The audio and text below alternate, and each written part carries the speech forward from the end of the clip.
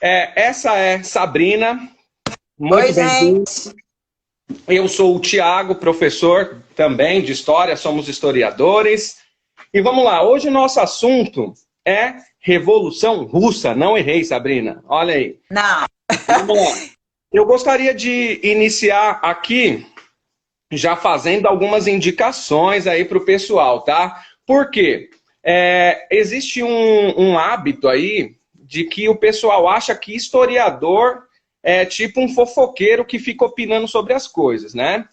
Então, as coisas são bem diferentes. Então, já para a gente começar bem, tirar essa ideia de fofoqueiro das nossas costas, eu vou começar fazendo algumas indicações para quem vai nos assistir, tá? A primeira indicação é essa aqui, ó. Manifesto do Partido Comunista, que deve estar aparecendo ao contrário para vocês aí ou não?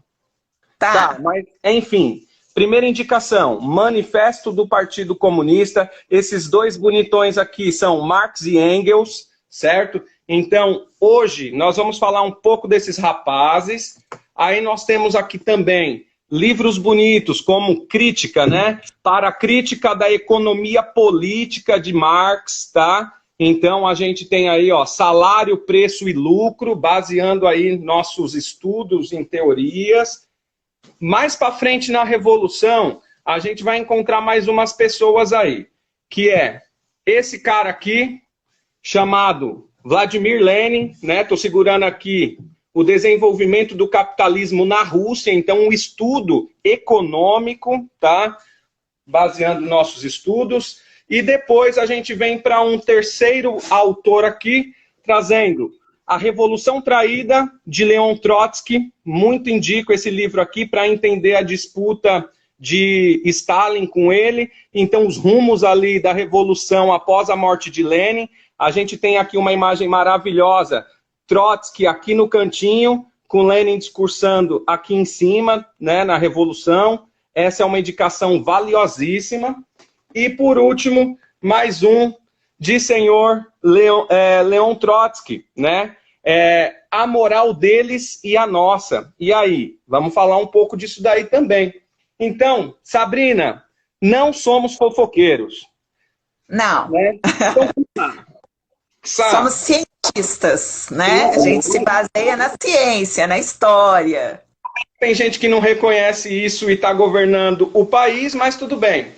Sá, Mas vamos essa deixar pessoa não reconhece nada, amigo. A gente nem deve citar, entendeu? Porque essa pessoa não tem noção do que está fazendo lá. aí Enfim. nossos colegas historiadores do Bora Historiar presente também. Sá, vamos para o assunto que nosso tema, ele cabe em um curso de horas, mas a gente tem cerca de 40, 45 minutos para falar.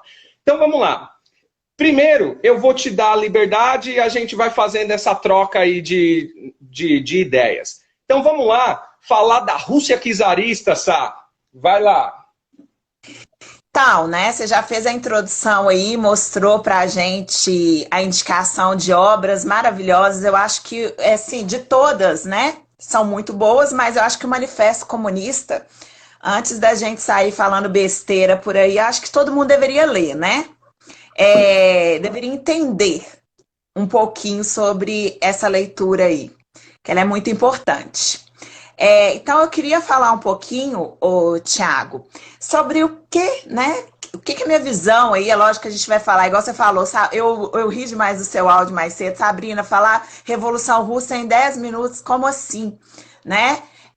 Professor de Estado, a gente tem que se virar, então a gente está acostumado a sintetizar ao máximo para tentar falar de tudo um pouco em sala de aula, realmente se a gente for fazer uma discussão mais aprofundada sobre esse tema, a gente pode ficar aqui fazendo um seminário de dias falando sobre esse tema, né? Que é muito interessante e que nós estamos precisando. A gente está precisando estudar as revoluções, né? Para a gente entender como fazer a nossa, primeiramente. Não estou te ouvindo. Exatamente, eu acho que tá. Vai lá. Agora eu tô.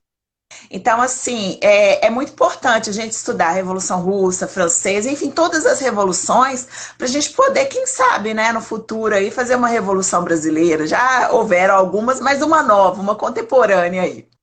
Então, eu vou falar um pouquinho, né, do movimento que leva aí a Revolução Russa. Ele não acontece do dia para a noite. Ele não é um movimento que acontece... Ele não é um movimento que acontece numa data X. Existem momentos, né? Então, para a gente falar da Revolução Russa, a gente pode falar que ela começa lá atrás, lá quando eles começam a se opor ao regime czarista. Então, a gente pode falar de 1903, 1904, né? E a Revolução, de fato, ela vai se concretizar lá em 1928, mais ou menos, tá? Então, essa Revolução, né, ela vai... Oficialmente aqui nas fontes, eu colocaria isso, né? Não sei se você concorda, Thiago. Para mim, ela começa mais ou menos em 1903, o processo vai se concretizar de fato em 1928, né? Oficialmente, nas literaturas que eu pesquisei, está falando aqui de 1917 a 1928, eu acho que vai acontecer um pouquinho antes aí. Ah. É um regime, né? Eles vão derrubar a monarquia czarista e eles vão fazer com que a Rússia se torne o primeiro país socialista aí do mundo, né? Imagina a Rússia se colocando, eu sempre gosto de falar isso para os meus alunos. Vamos imaginar naquela época, naquele contexto, a Rússia passando por esse processo e no final, pum, se tornando um país socialista. A Rússia é tão grande e ainda junta com os países do leste europeu mais tarde e vão formar a União Soviética, né? Imagina a reação dos países capitalistas vendo essa mudança. Só hoje, a gente pensar hoje. Hoje, mais cedo, eu postei repliquei, né, no feed uma imagem do tamanho da Rússia, da União Soviética, né? Ali na década de 40, vale a pena olhar. Então, vamos lá. A gente, então, aqui começa... Eu não sei fixar o tema aqui na tela, você sabe? Algumas pessoas... então deixa rolar, porque é normal depois no meio o povo perguntar qual é o tema. Se o tema está fixado... A gente fala. Se perguntar aqui, a gente fala. Se alguém souber aí, fala pra gente que a gente fixa o tema aqui. Ou... Calma aí, deixa eu ver se eu consigo aqui, deixa eu ver. Fixar o comentário. Acho que ficou aí, ó. Pronto. Tema Revolução Russa. É só clicar em algum comentário e pôr para fixar. Vamos lá, então, pessoal. Vamos lá. Primeiro, a gente aqui não vai fazer análise, né? Então, nosso objetivo aqui não é analisar os acontecimentos, mas sim fazer a apresentação dos fatos históricos e de como são colocados. E é lógico, a gente tem que ter compreensão que a história ela é fragmentada, né? Então, eu sempre que eu dialogo com os meus estudantes, eu falo para eles o seguinte, é importante a gente saber quem registrou. Lógico, se a gente pegar a obra de Lenin, a obra de Trotsky, a gente vai ver uma revolução. Se a gente pegar uma biografia de Stalin, de alguém que é stalinista, a gente vai ver uma outra ótica, né? Então é importante sempre a gente saber que a gente trabalha com fontes históricas e entender quem escreveu essas fontes históricas, qual é o posicionamento dessas pessoas, né? Então vamos lá. A gente tem aqui muitos historiadores, né, assistindo a gente e também temos pessoas que vão prestar vestibular, que aí o Enem é uma outra questão, a gente não vai entrar no mérito, mas é importante a gente trazer esse diálogo. Então, quando a gente fala da Rússia czarista, a gente vai entender que a Rússia, ali, no final do século XIX e no início do século XX, ela se destaca, né? Se destaca nessa questão de ter uma diferença muito grande do que vive outros países europeus em questão social, em questão política, em questão econômica. Quando a gente observa que na Europa, ali mais ocidental, a gente vai encontrar países como França, como Inglaterra, como Alemanha, extremamente desenvolvidas dentro de um sistema capitalista perverso. Industrializado, né? Dentro de um sistema extremamente perverso já do capitalismo sob a ótica de Marx, né? A gente vai ter No Oriente, Japão, a gente vai ter na América, Estados Unidos, e a Rússia, ela ainda vive de uma forma que eu até vi, eu acho que um vídeo seu hoje nos stories, falando de que a Rússia ainda vive de uma forma semifeudal, né? Então a Rússia ainda vive a partir da agricultura, a Rússia ainda tem uma industrialização muito pequena e ainda com capital estrangeiro, que isso dificulta mais esse movimento acontecer dentro da Rússia no final do 19 para o início do 20. E lembrando que a gente tem aí um governo autoritário, um governo totalitário do czar Nicolau II, da família Romanov, né? Que vai... governo absolutista, né? Assim, é a figura ali do imperador mesmo. Então isso acaba dificultando um pouco mais, igual o Thiago falou. A Rússia, ela está no processo, né? Se a gente for avaliar França, Inglaterra, que já estão bem desenvolvidas na Revolução Industrial aí no final do século XIX, o processo russo ele é mais tardio, né? A Rússia ela ainda é muito baseada no trabalho aí dos camponeses, na questão da terra. E uma coisa interessante da gente analisar esse processo é que, apesar disso tudo, né, a Rússia ela ainda é muito dependente do capital estrangeiro. Ela tinha alguns operários que já estavam influenciados por todo esse pensamento político aí desses outros países. Então, eles já estavam influenciados pelas ideias que vinham da Inglaterra, da França, né? Essas ideias elas já estavam andando ali pela Rússia, mesmo ela não sendo completamente um país totalmente industrializado. Havia algumas cidades industrializadas e outras não, né? Outras nem tanto. Sim, sim. Vamos lá. O canal ou no perfil, Estudando História está fazendo uma indicação também aqui, então indicação de livros são muito bem-vindas, tá? Então ele está indicando Revolução Russa, o título do livro, que é de...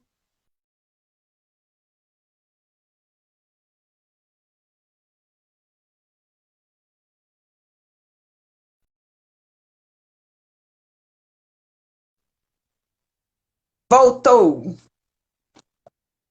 E logo agora. Eu silencio para fazer live, para não dar. Ela está silenciada. Ela está silenciada. Eu não posso.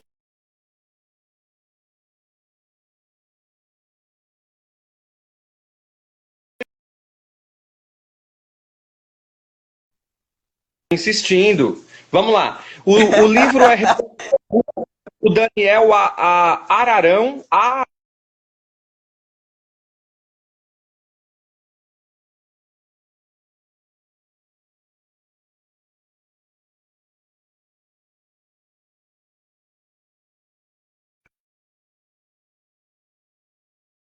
Falou que tinha alguém lá insistindo numa ligação. Atendi. Vamos lá. Eu vou pedir para você seguir, eu vou abrir o portão. Pode ser? Então tá bom, e aí, pode. Pesquisarista aí, tá bom? Aí eu já volto. Tá bom. Um minutinho. Falando, eu já volto aí. Segue aí. Thiago, volta rápido aí. Então, gente, continuando, né? A industrialização ela não acontecia na Rússia toda, era em algumas cidades, né, que havia essa industrialização, mas por outro lado, igual eu falei, os operários eles já estavam bem influenciados ali com as ideias, né, da Europa nesse momento. E uma coisa bem interessante que acontece é que eles, apesar do regime czarista ser um regime absolutista, eles conseguiam se juntar e fazer grupos políticos de oposição ao czar, né, ao imperador.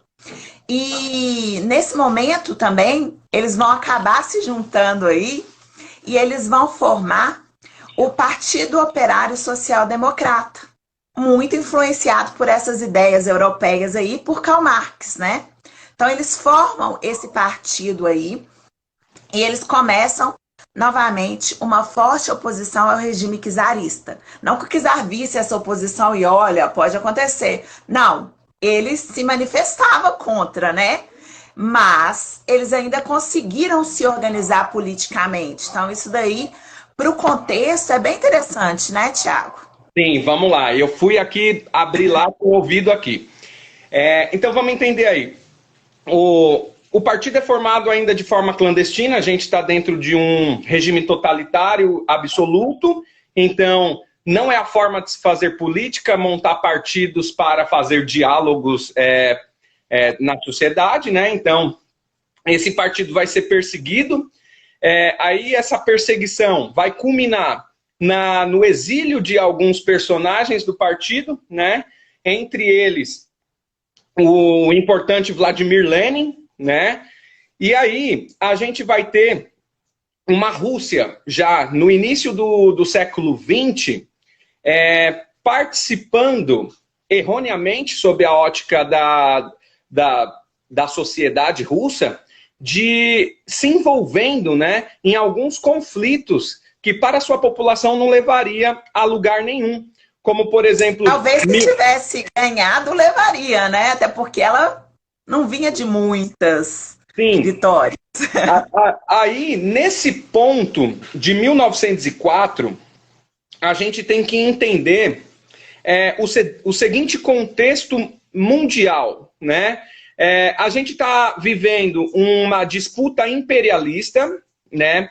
Então, os países já desenvolvidos, eu sempre peço cuidado para tomar cuidado com desenvolvimento, porque quando a gente está falando desenvolvido aqui, a gente está falando desenvolvidos dentro de um sistema capitalista, né? Dentro do nosso ponto de vista atual, né? E outra, que sob a ótica socialista, está caminhando errado, então não é um desenvolvimento, é um passo para trás, né? Então é desenvolvido dentro da ótica socialista, dentro do sistema capitalista, perdão, não socialista.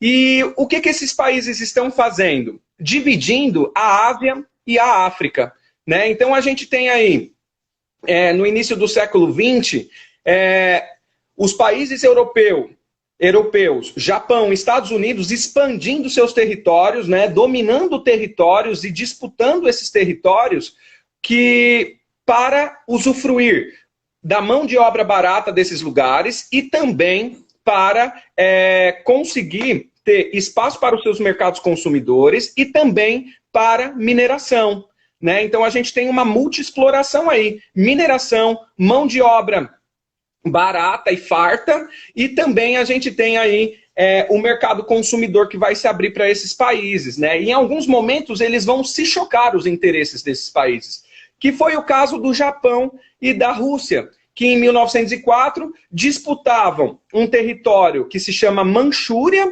que é na China, e também algumas outras regiões ali, e eles vão entrar em conflito. O que vai acontecer é que a Rússia, extremamente mal preparada, vai entrar num conflito e vai perder.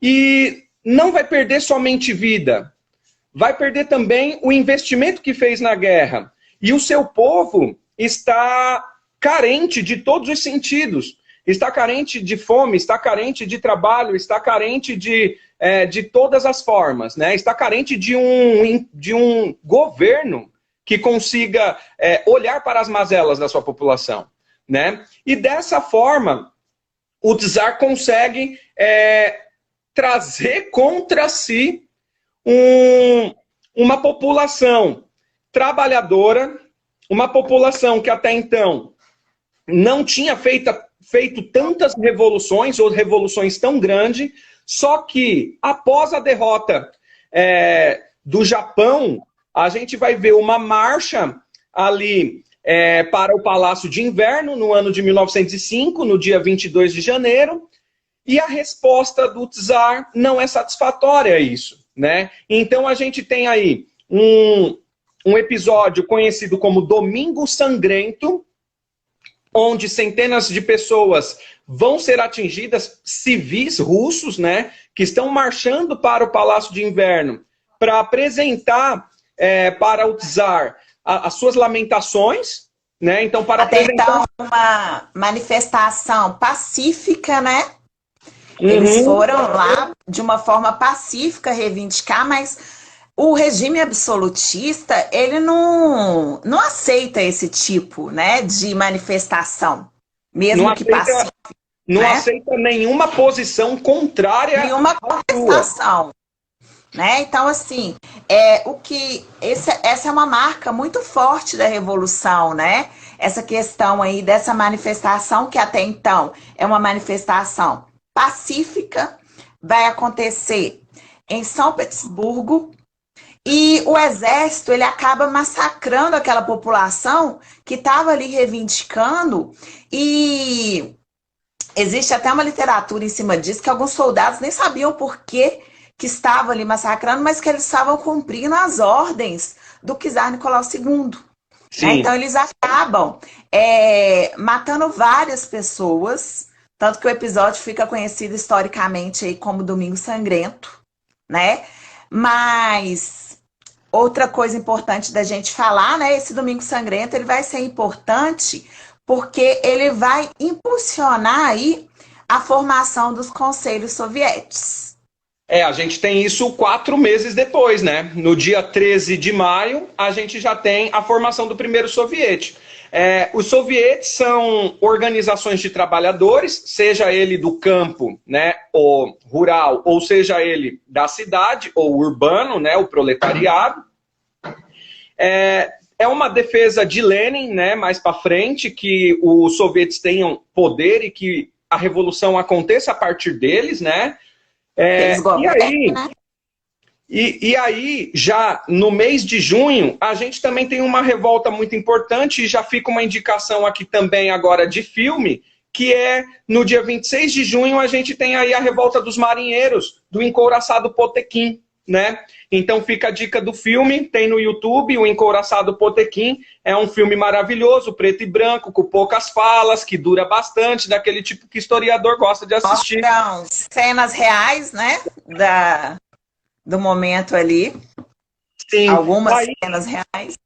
Eu gostaria que você falasse um pouco, Sá, sobre aquele momento da Duma, que vai acontecer depois do Domingo Sangrento, né? Que aí o czar, ele vai abalar um pouco, ele vai olhar que aquilo ali tem muita gente que não gostou do que ele está fazendo, né? Já estava insatisfeito lá atrás com os gastos em guerra, com a vergonha que se passa, e agora com o massacre da sua própria população, com o massacre de civis. Aí se formam os primeiros sovietes, tem a revolta dos marinheiros, e aí ele decide tomar uma decisão, e aí eu gostaria que você comentasse essa decisão aí. Antes disso, eu vou falar em outra indicação, eu não conheço, mas o amigo do InfoHistória está falando aqui sobre uma série na Netflix. Os Últimos Czares, né? Isso, ele está indicando aqui para quem quiser, né? Poder se aprofundar nisso daí. Eu acho que é uma série que mostra um pouco até da vida do Rasputin, é isso, amada? Vai mostrar um pouco da vida do Rasputin ali é interessante. Se for o que eu assisti, que minha esposa está confirmando aqui que então vale a pena assistir mesmo. Lembrando só uma coisa. Ler livro é uma coisa. Assistir filme é outra coisa. O filme, ele tem ficção, então ele é construído com uma narrativa que nem sempre ele é fiel à realidade. No livro, a gente tem o pensamento do autor colocado aqui, você lê, você interpreta, você discute. No filme, por mais que ele seja 80% no máximo aí baseado em fatos reais, a gente vai ter aí 20% de ficção, colocar algumas cenas, principalmente nessas plataformas modernas. É muito importante a gente dizer que a gente tem que tomar cuidado, igual alguém pode digitar aí, assista um Trotsky no Netflix. Eu não aconselho. Por quê? Porque é uma produção norte-americana falando de Trotsky. E como que vai ser isso? Tá? Então vai ser péssimo a ótica socialista. Então não compensa assistir. É a mesma coisa do que fizeram com o Freud lá no Netflix também. Não vale a pena assistir. Né? Então, Sá, continuando aí, depois das indicações e das dicas aqui. Vai lá. O InfoHistória está falando aqui que tem uma pegada mais documental. Né? Com cenas reais. Eu não assisti, estou falando a indicação do nosso colega aí. Então acontece, né, voltando aqui, que em 1906 a burguesia ela acaba forçando ali a instalação de uma Duma, né? E ela começa um novo processo dentro aí do governo da Rússia. Então, aquele governo que era até então totalmente absolutista se torna uma monarquia quase que parlamentarista, né? Ainda a gente não pode falar que é uma monarquia parlamentarista, mas é uma monarquia com ideias mais liberais. Isso, outra coisa que a gente...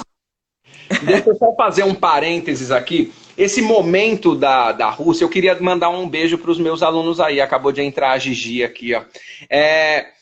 Esse momento da Duma me remete bastante os déspotas esclarecidos, né, na Rússia, na Europa antiga. No momento, isso, no século XVIII. Por quê? Quando um governante absoluto entende que alguma coisa no seu governo pode lhe derrubar, ele se apropria dessas ideias e tenta soltar um pouco delas na sociedade para apresentar para essa sociedade que ele não é tão autoritário. Eu posso melhorar. Né? Vamos lá, melhorar. Mas eu já não precisa romper, não. Né? Vamos só melhorar. Falarem. Tipo, eu já tô ouvindo vocês, então calma aí, não faz a revolução. Um beijo pra Isa também aí, aluna minha. Então vamos lá. E aí vai se formar a Duma, essa um pouco de abertura política no governo czarista, né? E no caso, né, voltando aí, antes desse momento da formação da Duma, a gente tem lá atrás o partido, né? Com uma ruptura que a gente não falou. Ah, exatamente. Né? É a questão das facções aí que existem dentro do Partido Operário Social Democrata, que é os bolcheviques e os mencheviques. Né? No momento em que a Duma ela é colocada, já existe essa divisão aí de facções, essa divisão até mesmo de pensamento. Né? A Duma estava muito mais próxima do pensamento aí dos mencheviques do que do pensamento dos bolcheviques, né? Então, ela é instalada com o apoio da burguesia, uma burguesia que, igual nós falamos, é uma burguesia que ela está crescendo, mas não é uma burguesia tão forte, porque a industrialização ela ainda não é tão forte.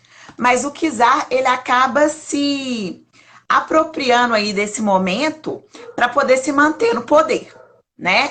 Essa república da Duma, ela acaba sendo liderada aí por um príncipe, por um nobre, e ela inclusive vai enfiar a Rússia ali dentro da Primeira Guerra Mundial sem estrutura nenhuma para participar de uma guerra desse tamanho, porque ela ainda estava passando por um processo que a gente pode falar de recomposição, né? Toda guerra, ou que você ganha ou que você perde, o Estado ele tem que investir muito.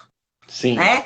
O Estado ele investe pessoas, ele investe armamento, ele investe recursos, né? Então não é aceita também assim de qualquer forma. Então a Rússia ela acaba se inserindo aí, né? Eu já pulei lá para Primeira Guerra Mundial, ela acaba participando da Primeira Guerra, mesmo sem estar com uma estrutura boa para esse momento, para poder participar de uma guerra dessas proporções. Sim, deixa eu retomar um pouco aqui. Vamos lá, comentar a sua colocação maravilhosa aí. Quando a gente fala, vamos lá, para quem não é historiador, né? Porque a gente tem alguns amigos historiadores que estão aqui, então o assunto flui. Mas para quem não é historiador, para quem salve Diegão, chegando aí, ó, camarada meu, salve Diego. Para quem não é historiador, a gente vai ter aí, então, os bolcheviques e mencheviques. Eu quero voltar nesse ponto aí, né, na ruptura do partido. Então, vamos entender uma coisa. Essas palavras, elas nada mais são do que maioria e minoria, traduzindo do russo para o português, tá? Como que isso vai se dar? Dentro do partido, né, dentro de qualquer partido político no planeta que você tenha um mínimo de liberdade para discutir os rumos das decisões daquele partido, existe ali divergências, né? Então, se formaram dois grupos, que são um grupo liderado por Vladimir Lenin e o outro grupo liderado por um cara chamado Martov. Vladimir Lenin, esses grupos não tinham nome, tá? Era uma discussão ali numa mesa e se vota, né? Dentro de um partido, as coisas funcionam, cada um tem 5 minutos para falar, se inscreve, fala, o outro fala, defende. Quando todo mundo fala, faz a votação e decide o que vai acontecer. Então as coisas são decididas assim, quando não vem de cima para baixo, né? Quando é um partido horizontalizado. Então, dentro do partido operário ali, da Rússia, né, que surge dentro ainda do governo do czar autoritário, vai haver essa divergência de pensamento a respeito de como fazer a revolução. E aí, rapaziada, o que a gente vai fazer? O bagulho tá louco, tá ali, tá acontecendo. E como que a gente vai agir? Então, como a oposição vai se posicionar. Lenin defende a revolução direta, a derrubada do governo czarista e o proletariado assumindo o governo, instalando a revolução e que a revolução se espalha para o mundo. Quebrar, né? O Lenin quer que então, o negócio pega fogo. Aí, eu gosto de tomar cuidado sempre, porque assim, as palavras elas são muito claras, mas como a gente vive num mundo muito louco, as pessoas, a gente fala uma palavra, elas entendem outra. Então, assim, quando a gente fala que Lenin era mais radical, o radical que a gente coloca aqui não é negativo, né? Não é de forma negativa. Ele era radical do seguinte, a radicalidade é você transformar do dia para a noite o que está colocado. Então hoje sai o czar, amanhã a gente tem uma ditadura do proletariado e a Rússia tem que ser governada pelo povo por uma ditadura do proletariado. E Lenin senta na mesa e apresenta a sua tese, né? Tanto é que tem um livro maravilhoso também chamado Teses de Abril, de Lenin, né? Infelizmente eu não tenho aqui, mas é mais uma das indicações aí, Teses de Abril.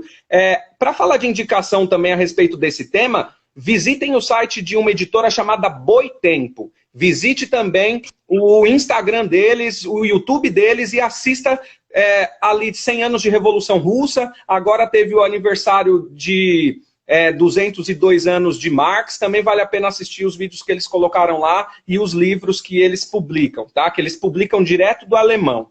Então, vamos lá. Lenin, ele vai propor, então, essa revolução imediata do proletariado assumir o governo e implantar uma ditadura do proletariado. Mais para frente a gente fala da palavra ditadura porque parece que é uma coisa meio que estranha assim, tá? E aí Martov vai falar assim, não, Lenin, que isso, né? Não vamos desse jeito, vamos conversar com os caras, ali ó, tem uns burguês abertos à discussão, a gente põe uns candidatos para deputado, entra como deputado e começa a fazer um diálogo com os caras, daqui a pouco a gente consegue, a partir do diálogo, conseguir a maioria lá dentro e a gente implanta o socialismo dessa forma. E Lenin fala assim, ô parça, presta atenção, malandro, você acha que os caras querem trocar ideia com nós? Olha o que os caras fizeram lá no Domingo Sangrento, olha o que os caras vêm fazendo com nós, é massacre em cima de massacre, se você sentar na frente para conversar com os caras vão te engolir, rapaz. Você é louco, o negócio é revolução, tem que ser agora. E aí, a maior parte do partido vota com o Lenin. E a menor parte do partido vota com Martov. Por isso, bolcheviques com Lenin, mencheviques com Martov. Em alguns livros aparece também manchevique, né? Mas na maior parte dos textos que eu leio mencheviques, tá? Pois bem, e aí a gente tem esse momento da ruptura do partido aí, mas a ideia de Lenin vence. Olha aí, Josi Lenin. Mas a ideia de Lenin vence, e aí a gente tem minha esposa maravilhosa, linda. A gente tem aí Lenin, que aqui embaixo, ó. Lenin vence ali a disputa, e a gente tem a ideia de Lenin levada adiante, porque a gente está dentro de um partido que os diálogos vão acontecer. Com esse processo, a gente tem aí a parte da Duma, que você citou muito bem, essa abertura um pouco política, porém, existe um fato. Em 1907, que é o czar russo conseguir empréstimo francês financeiro, conseguir dinheiro da França, e quando ele pega esse dinheiro, ele investe no exército, ao invés de investir em infraestrutura, na agricultura, porque seu povo está passando fome. O investimento é em armamento, porque esse é o pensamento bélico dele. E o que ele faz? Ao ter um exército poderoso novamente, ele fecha a Duma e ele controla a Rússia com poderes totais, de 1907 em diante. Em 1914, com a questão em Sarajevo do príncipe, que era rei já, né, porque seu pai tinha 80 anos, era ele que governava, Francisco Ferdinando, ou Franz Ferdinand, e sua esposa Sofia, são executadas ou executados em Sarajevo, na Bósnia. Isso é importante porque a Bósnia faz parte de um movimento chamado Grande Sérvia, que é dos povos eslavos, do qual a Rússia também é, e o Império Austro-Húngaro declara guerra à Sérvia. A Sérvia pede auxílio para a Rússia declara guerra ao Império Austro-Húngaro, porque tinha interesse no Estreito de Bósforo, por causa dos seus interesses imperialistas. O que o Estreito de Bósforo tem a ver com isso? O Estreito de Bósforo daria acesso da Rússia para o Mar Mediterrâneo. Então ali a Rússia poderia comercializar com todo o sul da Europa e também com o norte da África e também com o oeste da Ásia. E ainda sair ali pelo Mar Atlântico para vir para a América, caso fosse a necessidade naquele momento. A Rússia, acreditando talvez que seria que eu acho que não acreditava, mas é bom a gente pensar na humanidade aí, que a guerra seria uma guerra rápida, que se resolveria rápido, mas eu acredito que não, porque já havia política de alianças, né? Então a Rússia já estava fechada com a Inglaterra e com a França, o Império Austro-Húngaro já estava fechado com o turco otomano, com a Alemanha, e aí deu no que deu a Primeira Guerra Mundial, ou a Grande Guerra, né? Como alguns livros colocam aí. E aí, vamos adiante, senhorita Sá. Depois da guerra, chegamos na guerra e agora a gente tem 19 minutos. Não. Quando a coisa é boa, vai rápido. Né? Chegamos na guerra, vamos falar aí da data de 1917, que é o momento em que a maior parte da população ela está muito insatisfeita com os gastos militares que a Rússia está fazendo. Né? Igual o Thiago falou muito bem, o czar consegue um empréstimo, ao invés de alimentar a população, ele vai alimentar a indústria de guerra, ele vai alimentar o exército, né?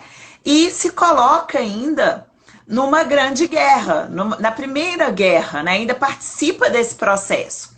E em 1917 começa a haver ali uma divergência, não só por parte da população que está insatisfeita com esse momento, mas também por parte do exército, que também não tá satisfeito com a postura do até então do czar, né? E a Rússia começa um processo aí de revolução que a gente também conhece como a Revolução de Fevereiro de 1917. Vamos lá. Comentário aí? Mais um comentário interessante aí, ó. Uma coisa legal de ressaltar é a Rússia repetiu o desastre na guerra com o Japão, né, na IGM. A gente citou aqui a guerra com o Japão. Então vamos lá. Agora entra aqui a indicação lá dos últimos czares da Netflix, né? Por quê? O que a gente tem aqui agora? A figura do Rasputin, ela é importante para esse processo de desgaste da figura da família real, né? Então, voltou, eu vi, eu continuei aqui. Tá.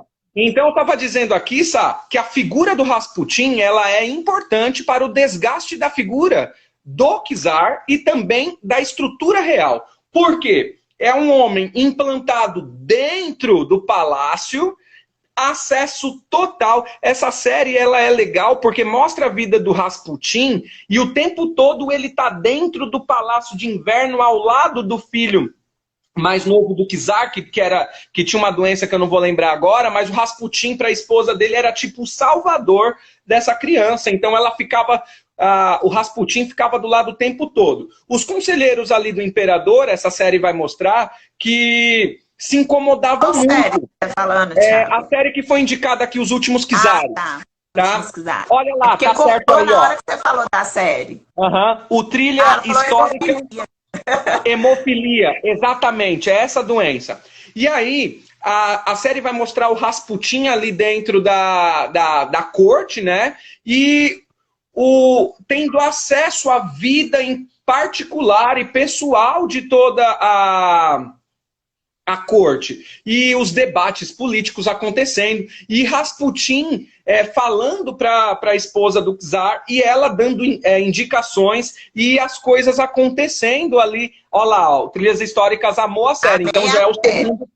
Pode anotar o nome da série aí e assista lá no Netflix. Então, a gente vai ver aí a importância desse personagem chamado Rasputin. Os livros didáticos tem alguns que colocam até a foto dele bem grande, assim, do Rasputin, dá uma importância para ele. Então, a partir desse processo, a gente vê a Rússia entrando na guerra, né? Então, 1914. E com a entrada na guerra, eu até falo para os meus alunos e eles não acreditam nisso, eu não sei porquê. Ou então ficam tão chocados que não querem acreditar. Segundo Lacan, o real é aquilo que choca a gente e a gente não consegue reproduzir. Então eu prefiro acreditar que meus alunos jovens já são lacanianos, com 14 anos de idade, 13 anos de idade. Então, o que vai acontecer? Eu falo sempre para eles, se eu tenho um prato de comida, eu sou o imperador da Rússia. Eu vou dar esse prato de comida para uma criança de 5 anos ou para um soldado? Para um soldado. Mas como assim? Ele está na guerra, cara. Ele tem que vencer. Eu estou investindo todos os meus esforços nisso. Né? Então, vamos adiante porque a guerra não é o nosso foco. A gente chega no processo revolucionário de 17, né? Então a gente chega lá. Em fevereiro de 17... a Rússia está extremamente quebrada, entrou numa guerra que ela não consegue guerrear, porque ela não tem condições, os soldados mal treinados, armamentos fraquíssimos perto de uma Alemanha naquele momento, né? Perto de um Japão, perto de uma Inglaterra, perto de uma França, né? Perto de um Império Austro-Húngaro, de um Turco Otomano. Então a Rússia, muito fraca, porém muito populosa, né? Entra numa guerra, tem baixas de vida, tem baixas de moral, tem baixas psicológicas e tem baixas aí que a gente vai ver do próprio governo, que em 1917 não vai aguentar mais. A gente tem o processo revolucionário em 1917, no dia 27 de fevereiro, no nosso calendário, né, calendário juliano, dia 8 de março no calendário da Revolução, no calendário deles, que tem 13 dias de diferença aí, e eles derrubam o czar, né? E vamos partir daí, Sabrina. O que acontece aí a partir de fevereiro, na Revolução, agora que é a Revolução? Que a Revolução começa, enfim, né? Então, eles acabam aí derrubando o czar, inclusive o exército ajuda nessa derrubada, né? O czar, ele acaba sendo obrigado aí a abrir mão, a abdicar do trono, porque ou abrir mão ou resiste.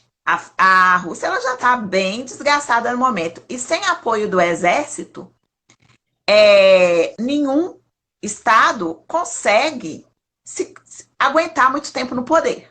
A força militar, né?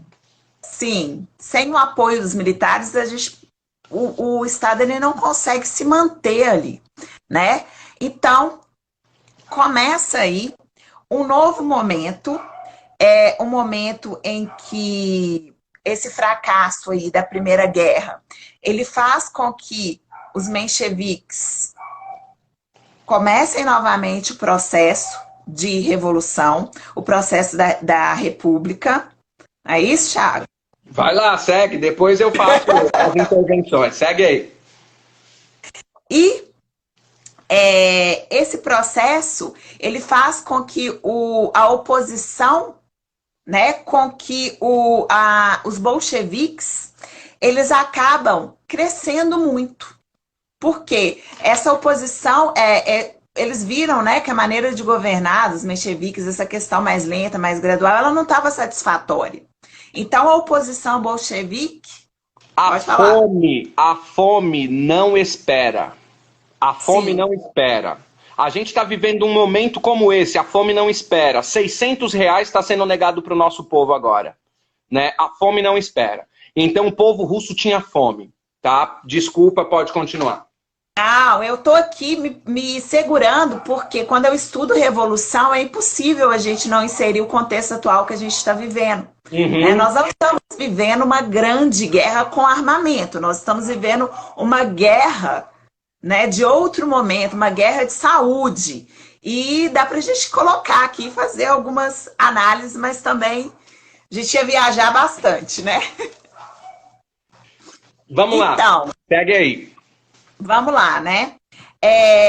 Essa oposição, ela começa a crescer, começa a aparecer novamente aí a figura do Trotsky, né? Que acaba, ele é o presidente dos sovietes e ele acaba criando aí a Guarda Vermelha, que é formada por milicianos e operários, né? E o Lenin, nesse momento, ele não está na Rússia, ele está exilado lá na Finlândia, né? Ele acaba que ele volta para a Rússia de uma forma clandestina para poder participar da Revolução, né? Ele volta do seu exílio para poder incitar os sovietes a tomar o poder por meio de uma revolução, né? E o Lenin, quando ele volta, ele coloca o seguinte, ele vem com os lemas, né? Pão, paz e terra. E o segundo lema que ele coloca aí é todo poder aos sovietes. Ou seja, né? O pau vai quebrar a partir de agora. Exatamente. O Lenin voltou, ele teve o tempo aí de exílio e ele volta disposto a fazer com que a revolução ela aconteça de fato, né? Os bolcheviques, eles defendiam, igual a gente já falou, a retirada da Rússia da Primeira Guerra Mundial, e eles defendem também uma reforma agrária, né? Eles defendem ali que as terras, que elas sejam, que sofram um processo de reforma ali, que elas não fiquem mais só na mão da nobreza, só na mão do clero, né? Até alguém perguntou aí como que era a questão da religião, era o clero, era a igreja ortodoxa, né?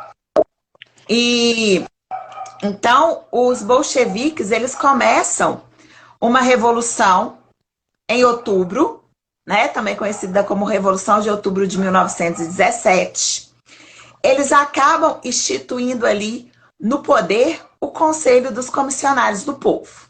Ou seja, eles tomam o poder presididos e liderados por Lenin. Vamos lá? Pra gente, para fechar, deixa eu só fazer um fechamento aí do fevereiro do 17 até o outubro, né? Que você comentou aí. Então vamos lá. Em fevereiro a gente tem a derrubada do czar. Em julho, mês 7, julho, a gente tem aí as jornadas de julho, né? Aí a gente, em agosto, tem o governo provisório de Alexandre Kerensky. Esse governo provisório, ele tem uma importância, né? Ele vai tentar se conciliar com a população, mas ele não tira a Rússia da guerra e não faz a reforma agrária, que fica um governo tão impopular quanto o do czar. Uma outra coisa que aí sim ele acerta para a revolução, ele libera os presos políticos e ele, com isso, faz o Lenin voltar agora de forma legítima para a Rússia, né? Quando o Lenin volta, os bolcheviques ganham força. Trotsky também já é um cara muito forte. E Stalin é uma figura importante até nesse momento, né? Então vamos lá, só lembrar que aí em outubro a gente tem de fato a revolução, que é a Revolução Socialista ou a Revolução Bolchevique, com os vermelhos, com o Exército Vermelho liderados por Leon Trotsky, né, com o Comitê Militar Revolucionário, que é uma milícia. Lembrando aqui a palavra milícia, que é bem comum nos tempos atuais, mas enfim, a palavra milícia significa uma força militar que não é do Estado, né? Então, com uma milícia, o Exército Vermelho vai assumir... E nesse caso, a gente não pode falar que tem uma visão negativa, né? Também não, né? E eles porque se a gente for conciliar com o tempo atual... vão tomar o governo ali em outubro de 17, de acordo com o calendário juliano também. E a gente tem aí um governo dos bolcheviques. A gente tem, infelizmente, 5 minutos para falar do governo Lenin. Mas eu queria já citar algumas coisas aqui e você faz o fechamento. Então vamos lá. Entre 1918, até mandei um áudio para você hoje, entre 1918 e 1921 existe uma guerra civil, porque quando os bolcheviques assumem o governo na Rússia, os governos internacionais financiam os burgueses, os mencheviques também, e armam essas pessoas que formam um exército branco para derrubada desse novo governo, que é o governo socialista bolchevique, com Lenin à frente. Então a gente tem aí França, Bélgica, Inglaterra, colocando dinheiro dentro da Rússia para parar a Revolução Socialista. Que medo do socialismo que esse povo tem, hein? Tem gente que acha que é até doença. Você conversa com o socialista, vira socialista. Parece coronavírus. Mas enfim, aí... Ele tem o medo desde sempre, né? Desde quando sou aí, eles têm esse medo. A ideia socialista, ela é maravilhosa.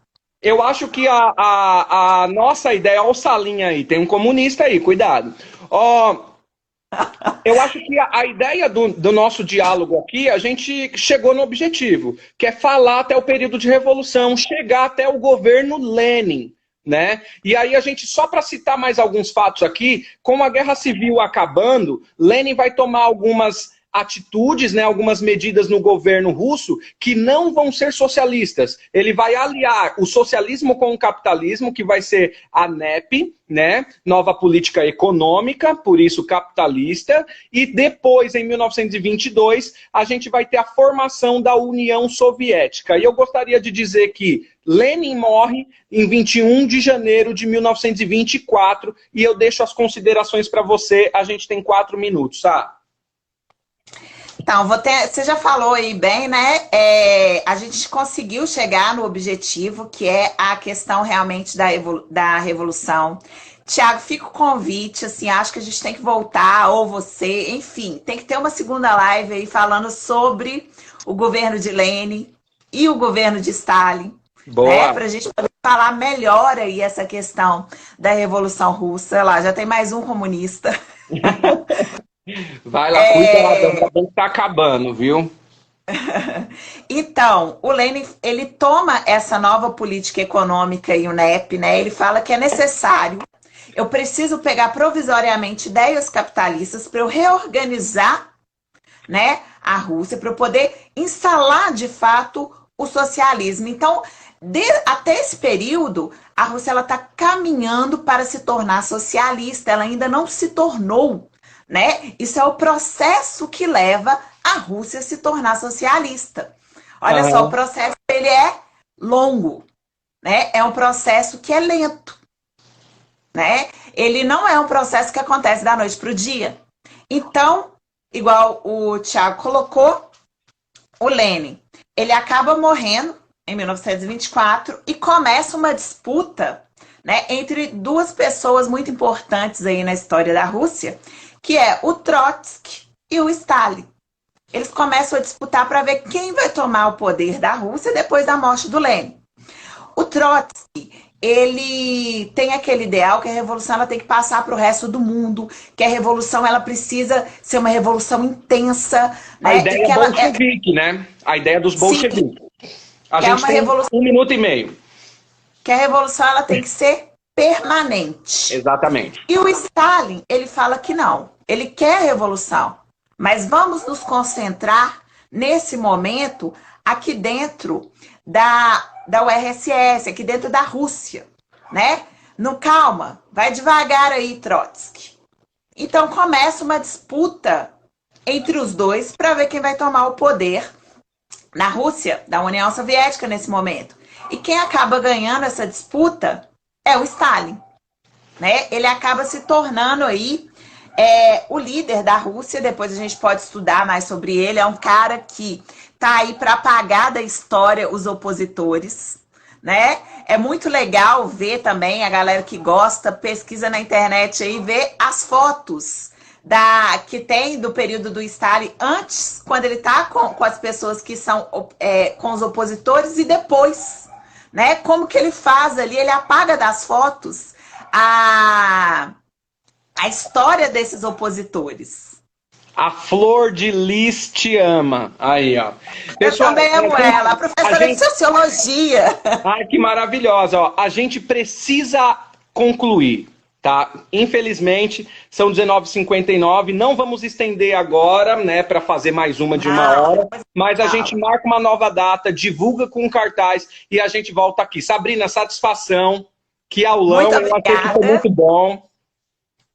E olha só mais uma coisa. Quem não segue a Sabrina, siga. Quem não me segue, siga. A gente está se fortalecendo aqui. E a gente está fazendo post nos nossos stories também, com um monte de página de historiadores. Sigam todo mundo, estudem história. A gente passa por momentos difíceis na vida porque o povo tem dificuldade de entender o que já passou. Fala, Diegão, é nóis, meu querido. Sassá. Nós estamos fazendo a revolução dos historiadores do Instagram. É, exatamente. Sassá, satisfação. Beijo. E a gente se vê depois. Gente. Até mais. Até mais.